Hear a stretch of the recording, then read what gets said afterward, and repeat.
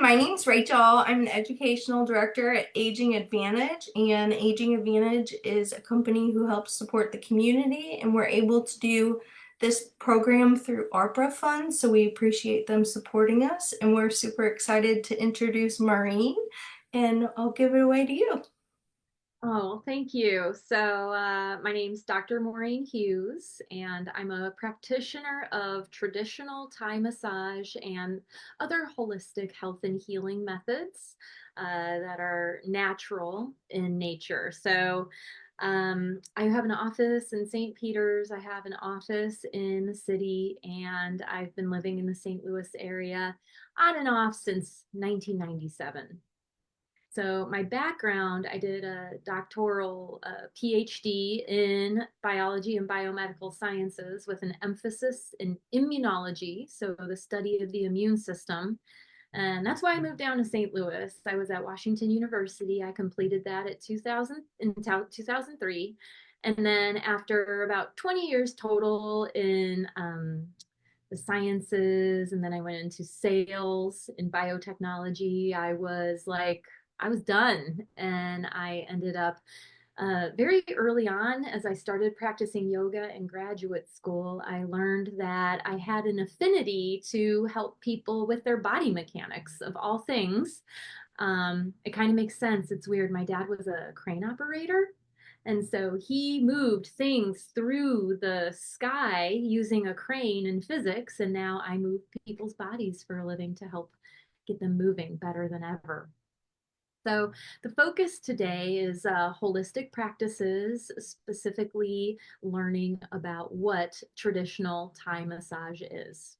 All right, so a lot of people who go and get a massage today, massage really started in the late 1800s. The massage that we know where people, they get undressed and they get on a table and they're under a sheet and then they're rubbed with oil, or sometimes a massage therapist will use their elbows or maybe a little bit of stretching, but it's mostly the hands that are used.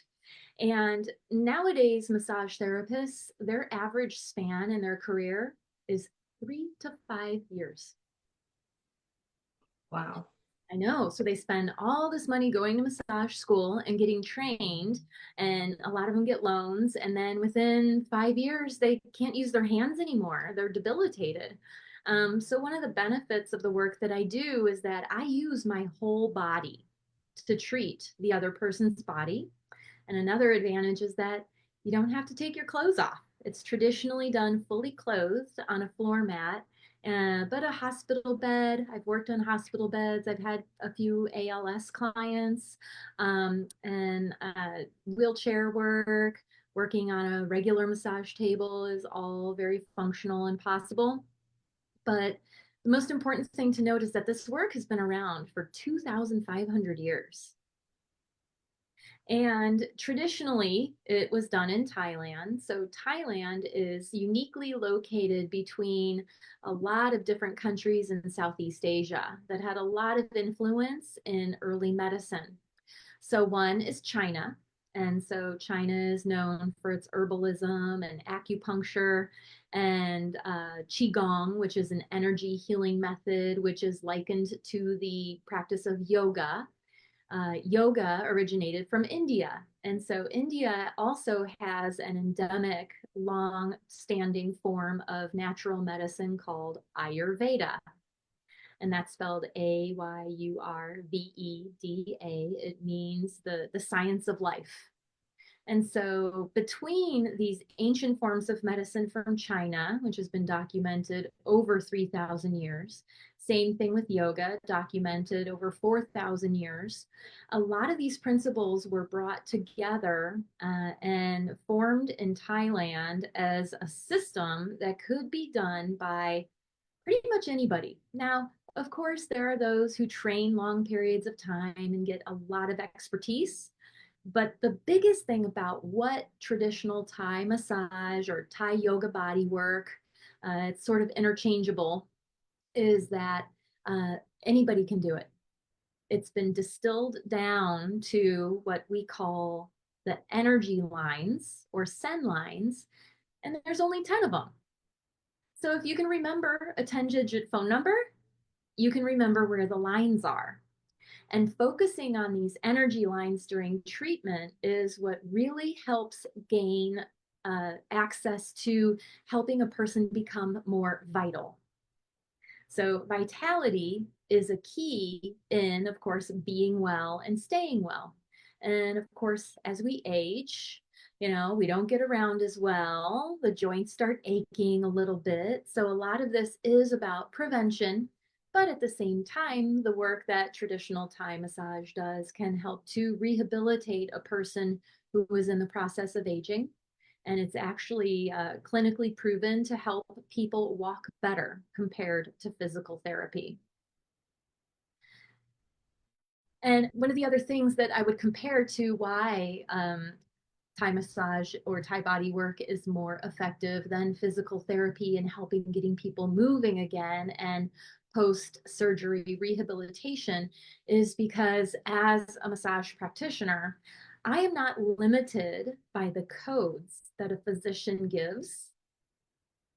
Like when you go to physical therapy, you have one thing that's worked on, right? And it's worked over and over again and it's strengthened, and people try to get their function back. But what about the rest of the body? What about the rest of the body? So we're going to get a little bit more technical about what's going on in the human body. So we have skin, right? We have muscles, we have the bones underneath, and then we have this intricate, like maximized multi-level tissue that actually runs around the bones, that encapsulates the muscles. It's under our skin, that actually connects like our nose to our toes, and that is called fascia. Now, if you've never heard of fascia, a lot of people are like, oh, that stuff that they put on the wall outside of a house.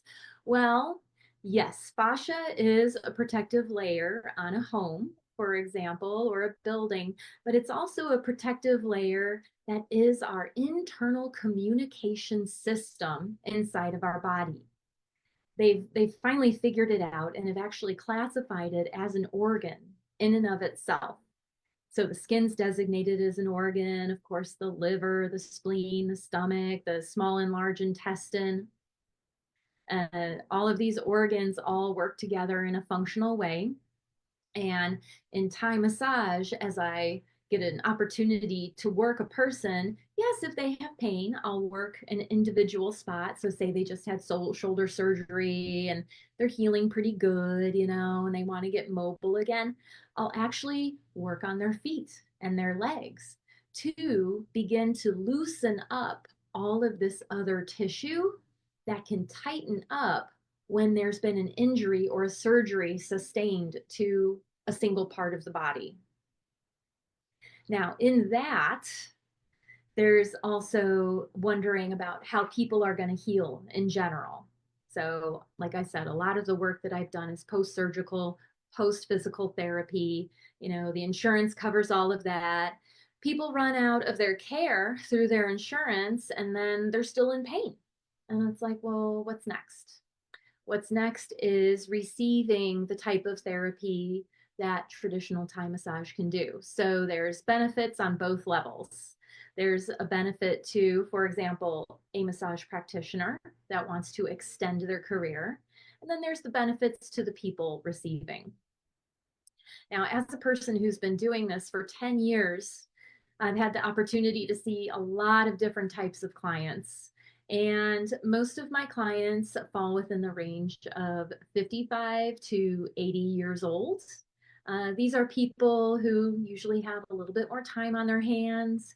They're having grandchildren and their grandbabies are running around, and they're starting to feel their age and they want to pick up the pace of how their own body moves and functions.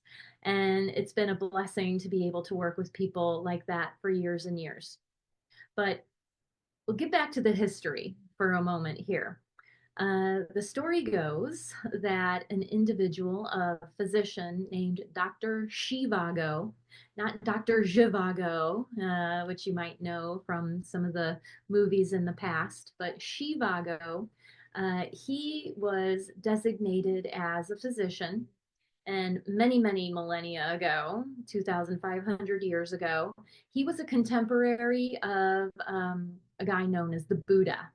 So, if you're not familiar with who the Buddha is, the Buddha existed about 500 years before Jesus Christ. And the Buddha went through a very distinct phase of what would be called enlightenment.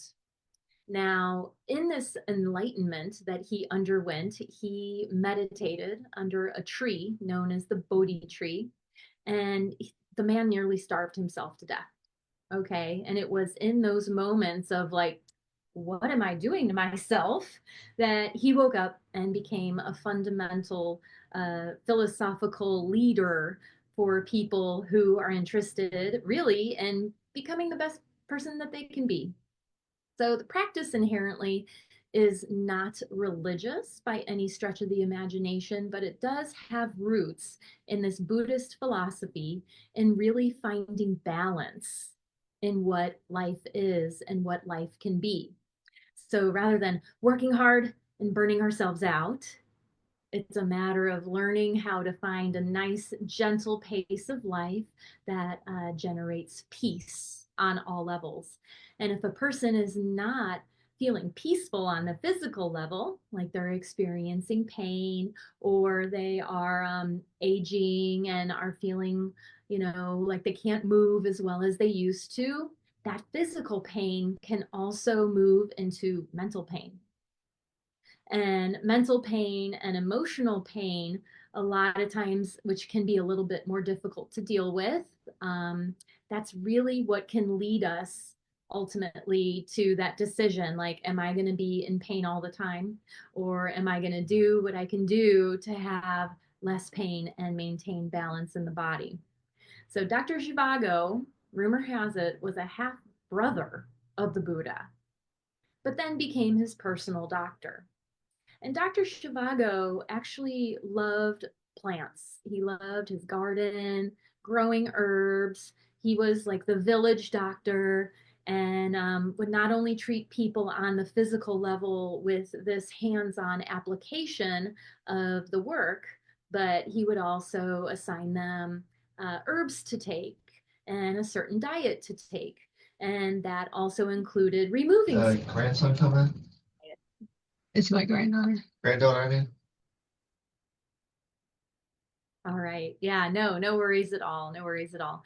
Um, so that's really what the traditional Thai medicine encapsulates. It is treating the whole body with every single thing that a person can do that is natural: physical, mental, emotional, and spiritual support, herbalism support, of course, making sure that a person has access to clean water, which, of course, it's only been really maybe 100 some odd years that we've had a clean water source here in the United States of America. If you look at like septic systems and things of that nature, and clean water and drinking water. When it all comes down to it, the work that I do is very physical. And it's like, for some people, yoga, they think, oh, it's evil. It's really not evil. It is the gift that India gave to the entire world because it is a system to help keep the body healthy by doing physical exercises.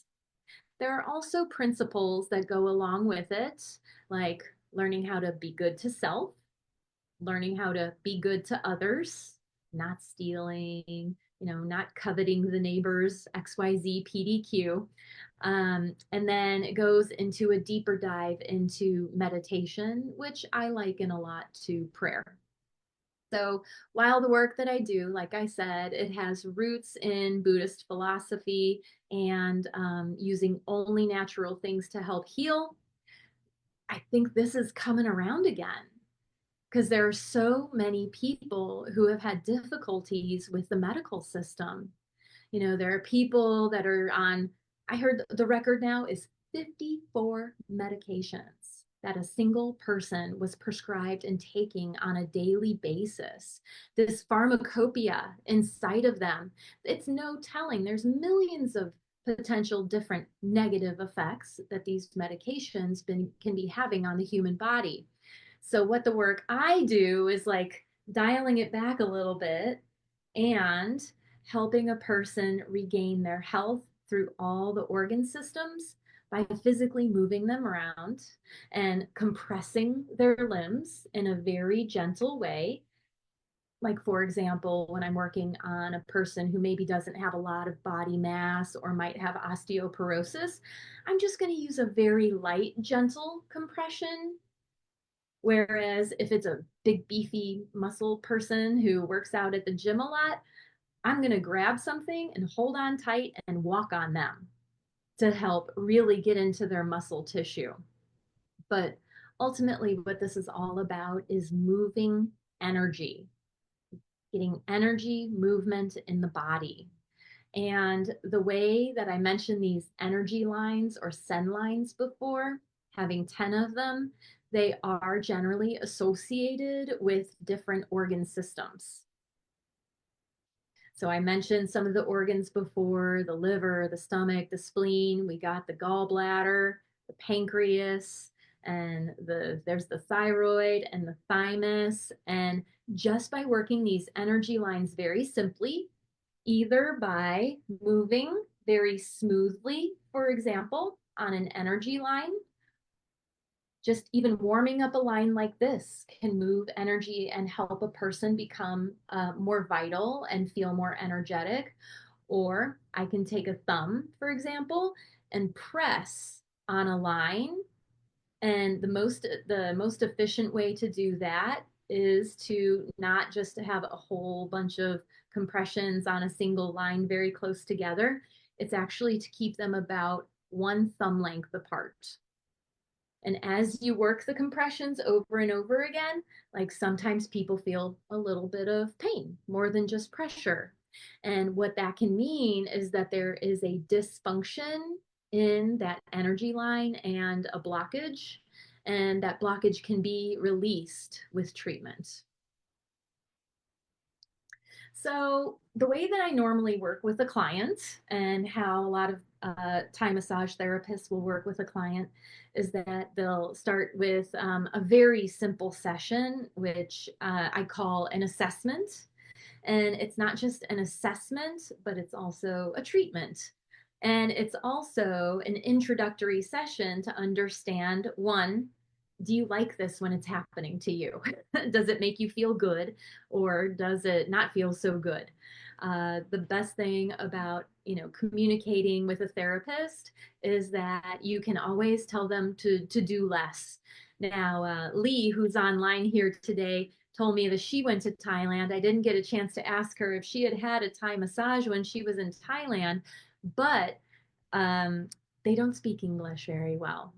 And so you can be screaming and yelling on the mat, writhing in pain, and you'll be like, stop, stop, stop. And they don't. So the good thing about having a person that obviously speaks your language is that communication can be received, and the therapist can definitely move forward in a more compassionate way. Now, when it comes to the type of work that I do with the traditional body work, Thai massage, it's for some people, it's not for the faint of heart, right? Because it will find and address things in the body that people had no clue that they had. So, maybe a person's walking around with a little bit of low back pain, right? Or some neck pain because they sit at a desk a lot, and, their body's just not in a nice ergonomic stature that is functional for long-term health. And so they lay down on the mat and they're like, oh, my low back hurts, right? Now, what I could do as a therapist is put a bolster underneath their knees, which means that I'm just letting their body stay the same, right? There's no effective change. If I put a bolster underneath your knees, you're still going to have problems with your back when you get up off the table, for example. So what I do instead is I train my client to do a simple stretch. And it involves like hugging the knees into the chest and breathing. You close your eyes and you think about the spine elongating from the tailbone out through the crown of the head. You do some gentle breathing and with a nice rhythmic fashion, like almost pumping the organs as you pull the knees in towards the chest as best as you can. And then you do that a few times. And then usually 80% of the time, I'd say, the person can lie their legs back down on the floor with no pain. And then I can proceed with the session. So I work with the client as I see them, right? For a person who is maybe a little bit older or they've had joint replacements, if they literally cannot do that kind of work by themselves, this is where I come in, because the traditional Thai massage and Thai bodywork method is a lot of assisted, facilitated stretching. Assisted stretching, meaning that, maybe I am taking your leg and pulling it in towards your body for you. And then just having that feedback and the breathing. And facilitated means like maybe after I put that knee into the chest, I start moving it over to the opposite side to start getting you a little bit of a twist and starting to release the muscles in the low back and the mid back. And I never ever force a stretch, right? And if I am working with someone who has joint replacements, for example, never test the boundaries of what was placed when the replacement was put into the body. So when it comes to working with people, like, everybody feels a little bit different, right? Some people, they're thin, they don't have a lot of muscle mass, their skin is kind of crepey and thin, especially if they're a little bit elderly. That's when this massage that does not involve rubbing, right? I don't really rub the body. Sometimes I'll rub the body to like warm up the tissue a little bit. But a lot of times it's just these gentle compressions, like if a client is wearing pajamas or just comfortable loose clothing, just this gentle tapping motion. Not only is it going to help stimulate neurologically the body, like helping the client become aware of their body, like getting out of the head and into the body. This is called embodiment. A lot of people who are doing the type of work that I do nowadays, or teaching dance or yoga or other movement forms, we talk a lot about getting people back into the body and out of their heads. Now, if I'm working with a person who is a bit healthier, for example, like who is a caretaker, right? And they're just dealing with immense amounts of stress, whatever it might be. Maybe it's their career to be a caretaker. Maybe they're a parent that's working with a child who has some developmental issues, for example, or if it's the child of a parent who's now in care. What this work does is help release stress. And getting it done one-on-one is going to be great, because then you can just lay there and do nothing. But there's also self-care applications that can be taught to individuals, which, like, I love teaching people self-care, and they can help themselves feel better. So breathing is also a big part of this, right? So as I'm working with a person, if I notice like perhaps I'm pressing on a part of their body, that would help stimulate, for example, what's known as the lung energy line, then I'll coach them to take a big deep breath. And even if you just do that now, you just take a big deep breath and you just let it all out with a sigh. Like, that just takes the anxiety level, if there is any anxiety, just slowly lowers it down, right? And like I said, this is all about generating peace.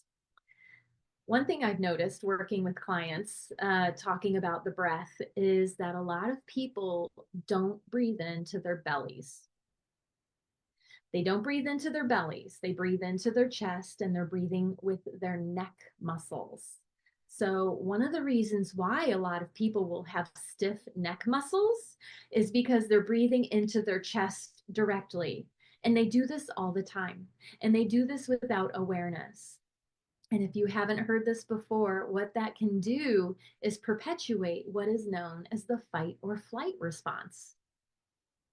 So the fight or flight response is only supposed to activate in emergencies. Like all of a sudden, we hear a siren behind us and we know we need to move out of the way. Sometimes we have a little flash of anxiety, right? Maybe the breathing gets a little elevated. We pull over, we let the emergency vehicle drive by, and then here we are very slowly going back into our normal state. But the thing is that there are a lot of people out there who are not getting back into their normal state. They're not going back into the rest and digest so they can finish their drive in a peaceful way. They're running the scenario through their mind. They're feeling it in their body. Their breathing is labored.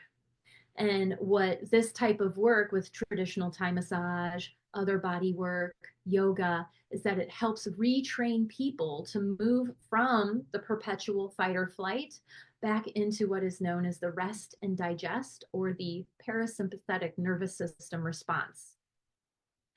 Now, I know I'm getting a little technical here, but it all ties in together, right? You're like, parasympathetic nervous system. I didn't even know I had one of those. Just think rest and digest, right? So, if we do get our sympathetic nervous system activated, what happens is that digestion will stop. All of the blood that's normally in our organs helping our daily processes will flood into our muscles to climb, run, get away, right? To get away in an effective fashion and then let it go. But in our society, unfortunately, we've lived in such a challenging, mentally, physically, emotionally, world that the body is stuck in fight or flight. So, a lot of the goals with the work that I do for people who are stressed out on a daily basis, which is like nearly 90% of us in human society right now, is to get them to let go slowly. So, what I mentioned with the compression, not only am I moving the blood, I'm moving something known as lymph. So if you haven't heard of the lymphatic system, it's actually our second circulatory system. There are two separate systems of circulation, one that carries our red blood cells, and our red blood cells are the ones that have hemoglobin and iron and what carry oxygen all through our body. So when our heart pumps and then, the blood goes into the lungs, it gets fully oxygenated, goes back into the heart, travels all through our body, right? Functional breathing is a big part of that. Having a healthy heart is a big part of that, of course. We have 5,000 miles of circulatory system that carries our red blood cells in our body. 5,000 miles. That's mind boggling how those individual cells will go through our fingertips and the tips of our nose to make sure our circulation is good. So what happens with our circulation when we don't move around a lot? We get tingly, we get cold, right? And some people it gets worse and it turns into neuropathy. And some people it gets worse and it can turn into dangerous conditions like gangrene. It can especially happen with diabetic patients when their circulation is so poor for so long. They have a hard time moving around. They might not be in physical pain, but they might be large and also have lethargy or just like this general sluggishness that they don't want to move around. This is what this work is good for because it moves the blood into spaces when people sometimes can't get it there themselves. So, this manual stimulation that people experience when I give them pressure points, either using my palms or my thumbs or my elbows, it brings fresh oxygenated blood into wherever I am pressing. So, that's one of the reasons why it increases vitality. because ultimately, when it comes down to it, oxygen is our life. Like what's the difference between a person that's alive and a person who is dead? A dead person doesn't breathe, right? They might have assisted breathing apparatus if they're in the hospital. Like, for example, my mom had a triple bypass back in 2020, and she didn't really understand what was going on. I did my best to explain it to her as her daughter, who is into wellness and knows the human body. And then I remember a couple months later, she was like, they killed me to fix my heart. They stopped me from breathing. They put me on a heart lung machine to keep me alive when they stopped my heart and they were working on me. I'm like, yeah, mom, that's what they did to you, you know? And when it comes to, her rehabilitation, daily exercise, doing her breathing exercises to strengthen her lungs again as her wound was healing. It was a big deal, but luckily she had me to help her along in the process and get all that energy flowing again. Now, we've talked about one circulatory system. Now we're going to talk about that other circulatory system, which is the lymph system. Now, what's weird about lymph is that it doesn't have a circulatory system, like a functional organ that pumps it.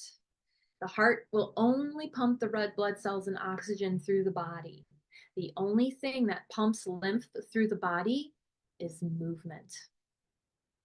Now, just take a moment to breathe that in. The only thing that gets our immune system working and traveling through our body and being able to survey what is going on in our body, be it new cancers forming or new infections forming. If a person is just laying down all the time, their immune system is not going to function properly. They are going to be more prone to infections. They're going to be more prone to cancer. And there are just some basic, simple movements that if there's a caretaker that can do on their parent or whoever it might be on a daily basis, it can literally mean the difference between them dying of a sepsis infection and being able to survive longer. It's all a matter of what they want to do. So moving the lymph, very important. If a person cannot move themselves in a very basic fashion, the traditional Thai massage techniques will also help that from becoming the case that their lymph is stagnant and they become more prone to infections. I mentioned a little bit about neuropathy. And I know I'm kind of jumping around a little bit, but I mentioned about neuropathy because neuropathy is a tremendous issue nowadays, especially in the culture of the United States, where a lot of people are diabetic. And, pre-diabetes is manageable, right? If you can catch your blood sugars at a certain level, then you can perhaps reverse some of the trends that you've been following over the years that have caused this state to happen. One, of course, is just eating natural foods and staying away from processed foods. The other is exercise. I mean, like even just a little bit of movement every day, simple, simple movements, even if your knees hurt, just getting things moving a little bit. It is a tremendous, tremendous thing that you can do for the body. So, as you can see, I'm not just talking about the techniques. I'm like, I can tell you about techniques all day long. Maybe you can envision it in your mind as to like the kind of bending and stretching you've probably seen on, Facebook or Instagram, or, maybe you've been to a yoga class. You have an idea of how these people exercise and move their own bodies. So what I do, if you can just like close your eyes for a moment and imagine laying on a mat and me moving you in those positions. You'll be like, oh my goodness, I'm not going to be able to do that like an Instagram model. Hey, that's okay. We work to the limit of range of motion. And then there are little tricks, neurological tricks that myself and other highly trained massage therapists have learned to trick the body into releasing the muscles. One is called a principle of contract and relax. And contract and relax is something that you can do on yourself. And it's also something that I used a lot to help myself rehabilitate from a car accident when I was 25 years old. I was told that I was going to be in a wheelchair. And I said, I'm 25. I don't think I want to be in a wheelchair. I'm not quite ready for that, you know? And I was lucky enough, I didn't have any spinal injuries. And it just took some basic rehabilitation. But the idea of contract relax is this. So I'm going to show my arm. So here, for example, maybe I had a shoulder surgery, okay? And I've been in a sling and everything got really tight after being in a sling for a while and I'm having a hard time straightening my arm.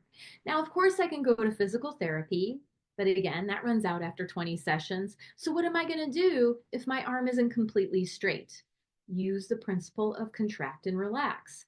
So what I would do is maybe place my hand with my arm straight or bent underneath something, like a kitchen cabinet. Let's say that. And then what I would do is try to flex the muscle without and like push up, for example, and then hold it for 2 to 6 seconds and then relax it. And then maybe it'll straighten a little bit more. And then I push it again, activating the bicep. And then after 2 to 6 seconds, I would relax it and try to stretch it a little bit more. And you can do this in a systematic fashion. I wouldn't expect going from here to here in one day, right?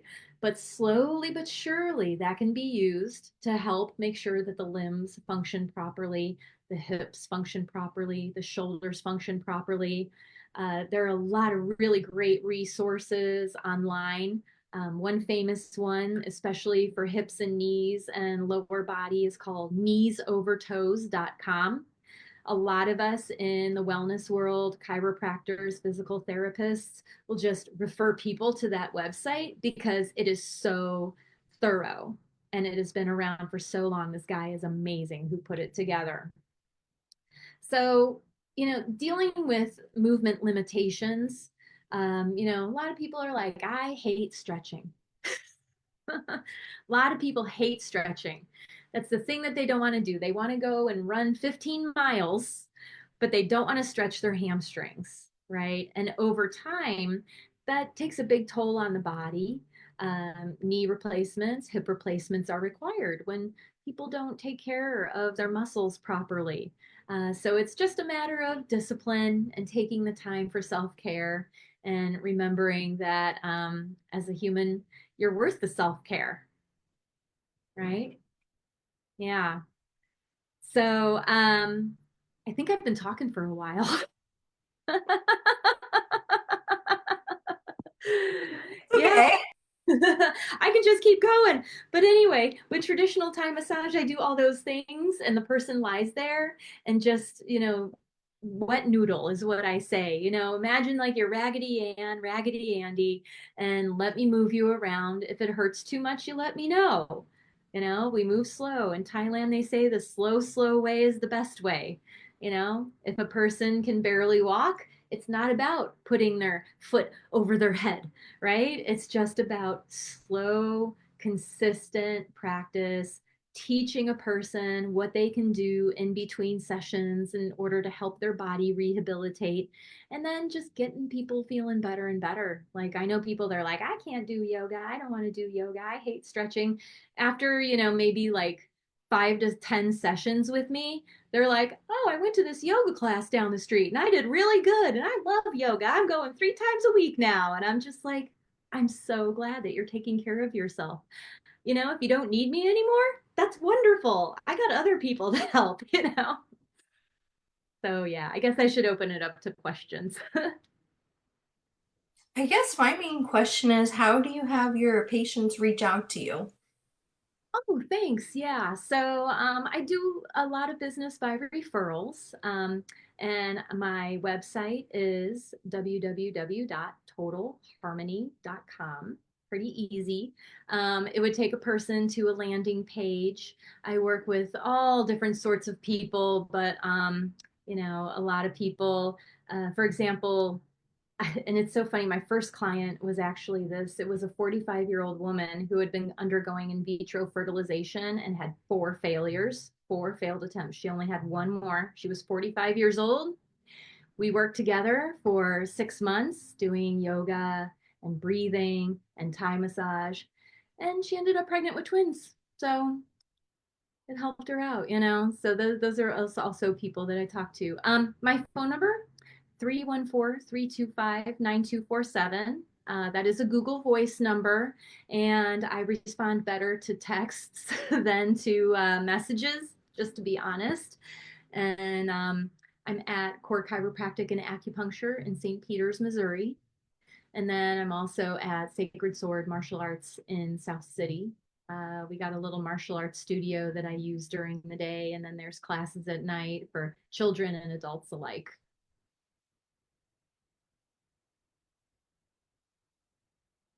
Oh, you're Let me check Facebook and see if there's any other comments before we wrap up. yeah. So on Facebook, my page is facebook.com at Total Harmony 11. I'm on Instagram as Maureen_Hughes_yoga.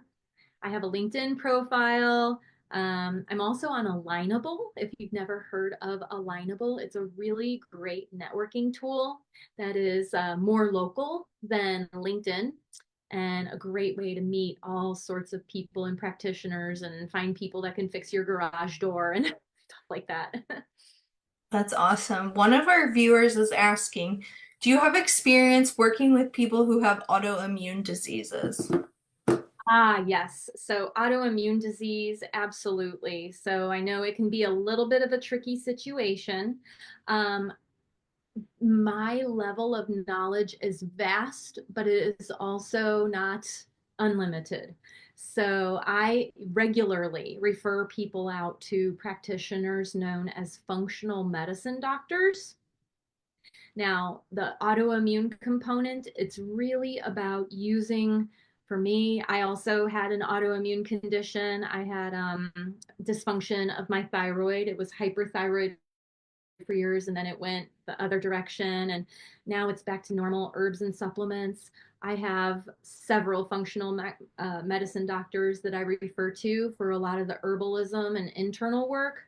They also, if they're really good practitioners, will have you do a genetic test and figure out if there are certain foods that are aggravating your system. um, there was this one famous woman that my functional medicine doctor was working with that had a very specific mutation in a gene called GAPDH. May not mean anything to you, but it is absolutely fundamental to our energy cycle in our mitochondria. And really, all she had to do was stop eating beans. And she stopped eating beans, and her pain and inflammation immediately started going away. Now, obviously, this might not be your problem, right? But it is just one of the simple things. Like this person could not process a certain type of lectin. And that lectin was accumulating and causing toxicity in the liver. And once the liver gets clogged, like all heck breaks loose. Let's just say that, you know? So, working with a practitioner on a deeper level, that's what I did. I did not want to get my genetic test. I was so sick. I mean, like 8 years ago, I was ready to throw it in the can. I didn't even know how sick I was. And I started working with this functional medicine doctor, and it took a while, you know, to get back to full functioning capacity. Part of it was my own discipline, I'll admit, you know. But I found out things about myself that like I should and should not be eating. That's awesome. Well, thank you for sharing with us today. We really appreciate your time. Oh, well, thank you for the invitation. And if there's any questions, just let me know. Again, Maureen at totalharmony.com, or email is Maureen at totalharmony.com. I I just found it very interesting. I was listening to you, but I wasn't at the very beginning, but it seems like a really interesting topic that can help a lot of people. So we do appreciate you sharing with us. Absolutely. I mean, I love training people. I am inherently a teacher. It broke my heart when I closed down my school 7 years. Well, I was a teacher for 7 years. I closed it down. My dad had a stroke. It was the stroke that took him out. You know, he ended up in a home. My mom was through the roof with anxiety. And so I just started driving back and forth to Indiana a lot, and something had to give. It's hard to maintain a school and a full-time practice when family comes first. Yeah, and I just had a similar experience a little bit when my father passed away, but it just that's what our family caregivers are dealing with, and that's what this series is about, supporting them. And we've all been in those situations, and it's hard. And even when you know a little bit more about maybe helping and taking care of people, everybody has all kinds of responsibilities, and it's just hard to juggle that. And so that's part of the big reason we offer these classes, is because we're trying to get people the information that might help them to do that. Yeah, I mean, like the education, just this basic understanding of the circulatory system is huge. And if people can just take 5 minutes to do basic movements, ankles and wrists, mobilize their shoulders and their hips, wobble around in their bed a little bit before they go to sleep, just some basic movements, it can make all the difference. Yeah, some of us were at a training class this morning, and um, I asked a certain question that made everybody get out of the room. I think, Rachel, you didn't like having the moving you did.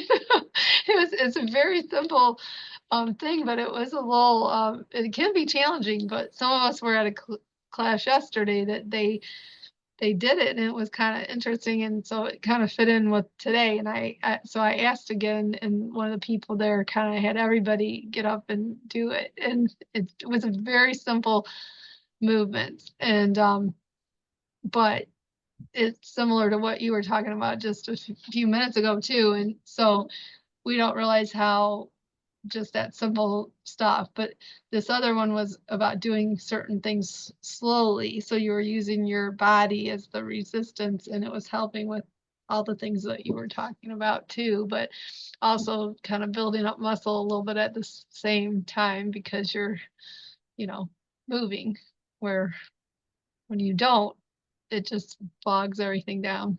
It really does. It does. And I mean, there can be some physical barriers to lymphatic drainage. One, Hmm. I don't know, she was maybe like my 10th client or something like that. It was this beautiful woman who had been diagnosed with pelvic floor cancer. And so she had most of her female parts removed, as well as the majority of her lymph nodes, her inguinal lymph nodes at the inner thigh, right? And she came to me, she's like, my left leg feels unattached to my body. It's like this dead weight that I'm just carrying with me. Can you help me?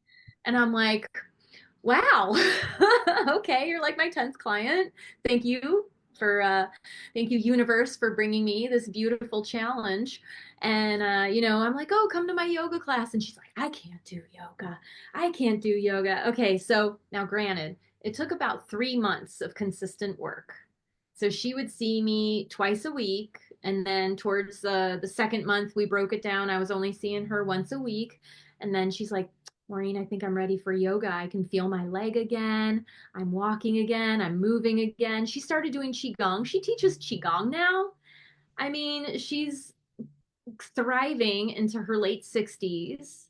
She's going to come into 70 stronger than ever, a cancer survivor, and it was because she wanted to feel her leg attached to her body again, And it's simple stuff like that people just live that way, and they live that way because they don't know that there's anything that working. Like they go to the physician, and the physician's like, well, you seem to be fine. Your blood work is fine. Yeah.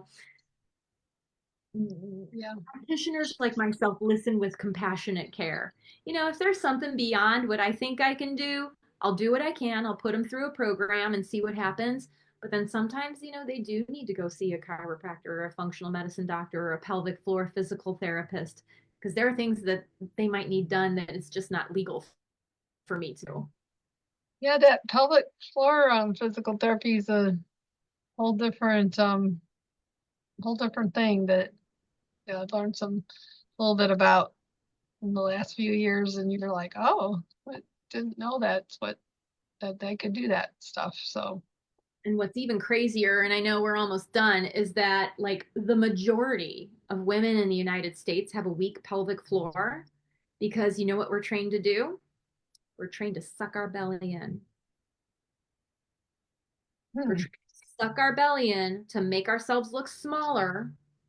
And what that does is it relieves the opportunity. That's going to sound weird. It relieves the opportunity for the organs to fall against the pelvic floor muscles, but it's that downward movement of the organs that we need in order to keep the pelvic floor muscles strong. And I was guilty of this. Like my abs were rock hard, they were like tight and pulled in all the time. That's not healthy. We're supposed to be able to like have that big old round beautiful belly that we, like our society says, no, you can't have that, right? But we need that for our organs to function and for our hips to function properly even. Our whole urinary tract system, like we need to be relaxed in our bellies, but it's not socially acceptable. That's interesting. Yeah. There's So, there's right, a oh, lot of good. stuff I learned over the years. I tried to do a comprehensive overview of the benefits of the work that I do, but as a practitioner, it's good exercise too. And you know what? What I do, it's just as beneficial for the giver as it is the receiver because giving compassionate care makes the heart feel good. Yeah.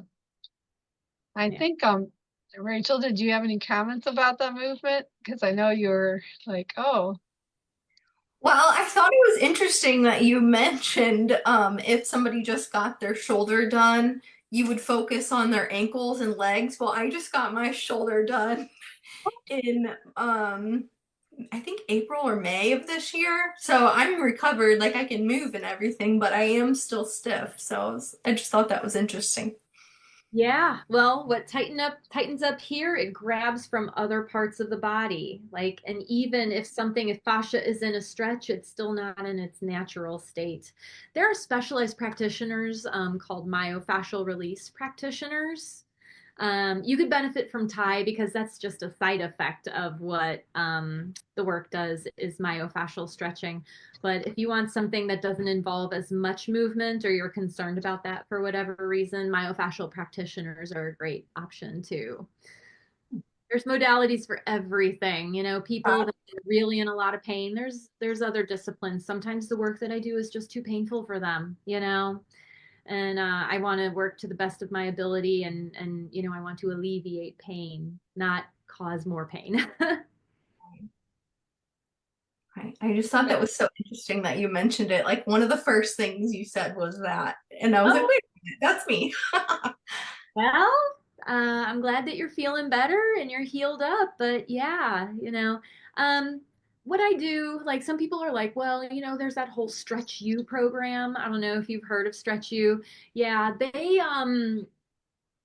do some good work. I'm not going to lie. The difference of what I do is that I put a person into a stretch and then I do compression on top of it. So, like, I get them to about 98%. And then with the compression, it goes a little bit more. Because this is really about just increasing range of motion. I help people that can't tie their shoes. Yeah. I get their hips opened up enough so that they can lean forward and tie their shoes without pain, right? Mm-hmm. Even at the most basic level. But I work on high performance athletes too. That's awesome. That's been a lot of fun. yeah. Well, I don't know. I don't think we have any more questions. Do you have any other ones, Rachel? This isn't a question, but just a comment. Yeah. I'm going back to way in the beginning of your presentation when you were talking about Buddha and all of that information so my other job is as a chaplain in a hospital.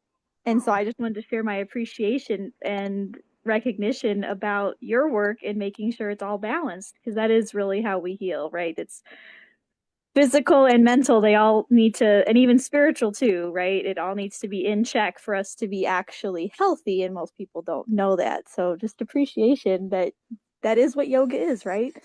That is the whole practice of meditation and mindfulness when you're doing yoga is how it all connects. Yeah.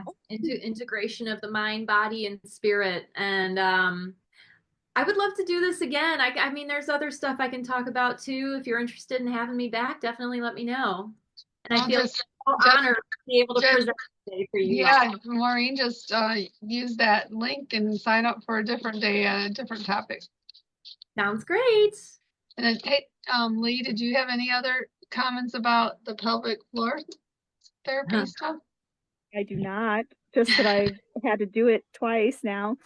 Oh, Well, I haven't started my second round, but yep. good for you for doing it. I'm seeing a pelvic floor therapist next week. I had a major car accident again last September, and there's something still weird with my left hip that's not resolving, and I'm wondering if it's internal. So I'm going to see a therapist next week. Well, apparently in Europe, and I guess it's becoming more popular in the United States, that after you have a baby, they want you to just do pelvic floor therapy to regain your muscle strength. Right.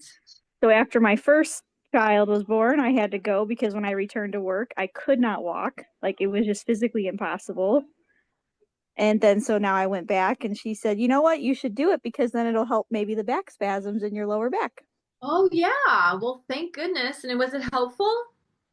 I haven't started it yet. I start next week for the second Oh. round. But the Okay. first round, it was We'll see. helpful. Yeah. Yes, the first round was helpful. So Oh, well, again, I'm so grateful. Please feel free to keep in touch. I got to do my next thing now, but until next time, Thanks so much. my pleasure. Talk to you all soon.